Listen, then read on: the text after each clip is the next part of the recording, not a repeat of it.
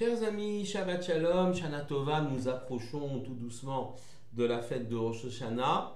Mais avant, il faudra que nous passions par le Shabbat Nitzavim, Shabbat qui va précéder Rosh Hashanah, dernier Shabbat de l'année. Cette paracha de Nitzavim commence par le pasuk suivant, par le verset suivant. Atem Nitzavim Hayom Kulchem, vous êtes tous debout aujourd'hui. C'est sur ces paroles que donc s'ouvre cette sidra de Nitzavim.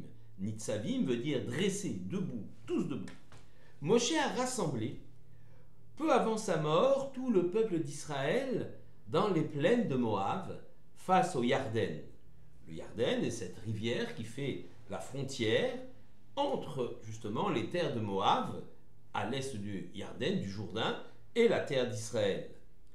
Le guide des enfants d'Israël ne va pas rentrer en Israël. Il est puni pour une faute très bénigne, mais qui pour lui revêt une importance extrême, puisque plus nous sommes grands, plus nous sommes élevés, plus la moindre faute nous est comptée. Donc il ne rentre pas en Israël, mais il offre à son peuple ses dernières recommandations. Atem Nitzavim Hayom, vous êtes tous rassemblés, tous devant, debout, Hayom, aujourd'hui. Le mot Hayom aujourd'hui a ici une double signification. Tout d'abord, il évoque le jour même, ce jour où Moshe s'adresse au peuple. C'est un aujourd'hui de narration. Dieu parle au peuple, vous êtes tous debout devant moi aujourd'hui quand je vous parle.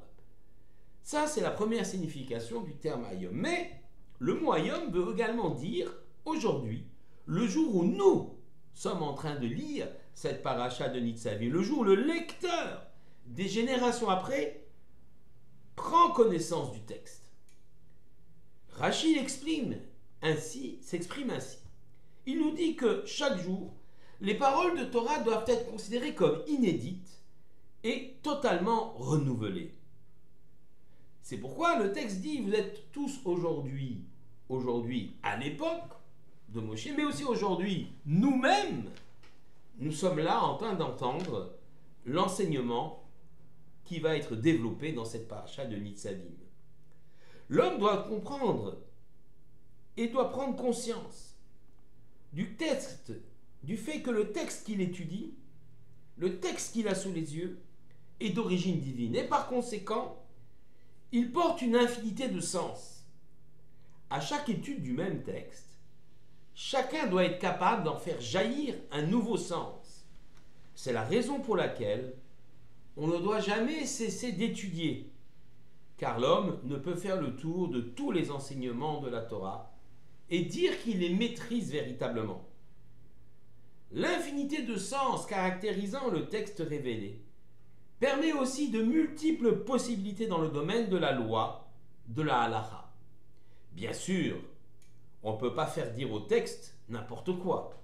Nul ne peut prétendre ou prendre prétexte de cette infinité de sens pour créer des lois, en supprimer ou réformer selon son gré, sous prétexte que tel ou tel enseignement lui déplaît. Nul ne peut changer la halakha pour une soi-disant adaptation à la modernité. Il faut être fidèle et le limoud, l'étude sincère, selon des règles édictées par nos maîtres il y a des générations et transmises de génération en génération. Cela permet donc de faire jaillir du texte une infinité de sens. En effet, si le texte est d'origine divine, il recèle donc une infinité de sens. Et si on y applique une exégèse, une étude honnête, selon les critères fixés par nos maîtres, eh bien, on est capable de faire jaillir ce qu'on appelle des chidushim, des nouveaux sens du texte. Et aussi, c'est intéressant, d'avoir des réponses à des questions contemporaines que la société pose. Des questions qui ne pouvaient être envisagées il y a 3000 ans, au moment du don de la Torah. Des questions dans le domaine de la bioéthique, où il y a un siècle de l'électricité, est-ce compatible avec le vécu du Shabbat? Les réponses qu'on peut apporter à ces questions modernes viennent aussi du fait que la Torah est infinie dans ses sens et qu'une étude peut permettre de découvrir de nouveaux sens qui apportent des réponses aux problèmes contemporains qui surgissent génération après génération. La Torah démontre ainsi son intemporalité et sa capacité de répondre aux défis modernes de la société. Mais revenons sur le mot Hayom, aujourd'hui. Il y a encore une autre signification que simplement le terme aujourd'hui. Nous avions traduit Hayom par aujourd'hui, mais on peut aussi traduire par Hayom, le Yom, jour, le jour par excellence, le grand jour. De quel grand jour s'agit-il? C'est le même terme Hayom qu'on retrouve dans l'expression Hayom Aras Oilam. Aujourd'hui, le monde a été conçu. Ce Hayom Arat Olam, nous le prononçons après les sonneries du shofar, le jour de Rosh Hashanah. En effet, c'est bien évidemment au jour de Rosh Hashanah, jour de la conception et de la création de l'homme, que le texte fait allusion. Alors il existe bien une marloquette, une dispute entre Rabbi Eliezer et Rabbi Yoshua. Quand le monde a-t-il été créé? Ou plutôt plus exactement, quand l'homme a-t-il été créé? Pour Rabbi Eliezer, l'homme a été créé le premier Tishri, le monde a été créé le 25 Elul. Pour Rabbi Yoshua, l'homme a été créé le premier Nissan. Rabbi Yoshua se base sur le fait que la Torah compte les mois à partir du mois de Nissan et que d'ailleurs le mois de Tishri serait le 7e mois. En vérité, dans cette marloquette, dans cette dispute, l'un et l'autre, finalement, ont raison, ils voient un aspect des choses. La réponse qui est apportée par nos sages, c'est que, notamment Rabbi Noutan, dans les Tosfot, c'est que le Rabbi Yoshua parle de la création de l'homme au niveau concret, physique, alors que Rabbi Eliezer parle de la création potentielle de l'homme. Lorsqu'il est arrivé dans l'esprit d'Hachem, de créer le monde, donc il est arrivé dans son esprit de créer le monde, de créer l'homme, le premier Tishri, et pour Rabbi Yoshua, il a réalisé cette création le premier Nissan. En tout cas, nous faisons la halakha comme Rabbi Eliezer, puisque nous fêtons Rosh Hashanah le premier Tishri.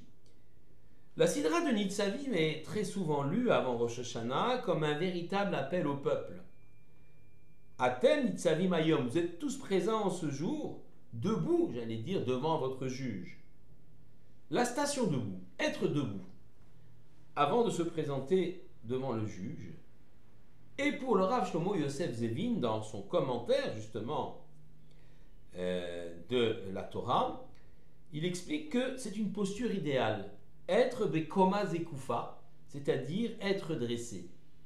Ainsi, l'homme, dans cette position d'être dressé, droit, on voit ici que chez l'homme, la tête est au-dessus du corps, domine le corps et maîtrise symboliquement le cœur, siège des sentiments et des passions. L'homme ne doit pas se laisser aller à ses pulsions, comme un animal dont la tête serait dans le prolongement du corps. Si le sentiment est important, la raison doit toujours l'emporter. C'est par sa réflexion et non pas par une exaltation mystique, souvent éphémère, que l'homme doit se pencher sur sa vie et lui donner un sens. Être bekoma zekufa, être droit, c'est placer son esprit au-dessus de son corps. L'esprit domine le corps. Contrairement aux animaux où, effectivement, le cerveau, la tête est dans le prolongement du corps et dans ces conditions, le cerveau est au service des désirs du corps. C'est ça l'animalité. Par la réflexion, effectivement, l'homme peut s'approcher de Dieu, s'écarter des mauvais chemins. C'est tout le sens d'une teshuva, d'une réflexion réfléchie, d'un retour vers soi-même, d'un retour vers son identité. Les temps de fête et de Rosh Hashanah nous en donnent l'occasion. Ces jours sont appelés Yamim Noraim, jours redoutables. Il est vrai que se joue ici le destin de chacun d'entre nous. Allons-nous vivre ou allons-nous disparaître dans l'année à venir? Mais ils sont aussi redoutables car ils impliquent chez l'homme la nécessité de remettre parfois tout en question, ce qui n'est pas toujours plaisant, il faut en convenir. L'homme, installé dans son confort, n'aime pas bousculer les idées stéréotypées dans lesquelles il s'est installé. Rosh Hashanah est le temps de la raison et de l'analyse. Désormais, il ne faut plus vivre au jour le jour, mais tenter de donner un sens réel à sa vie. Shabbat Shalom à tous et Shana Tova.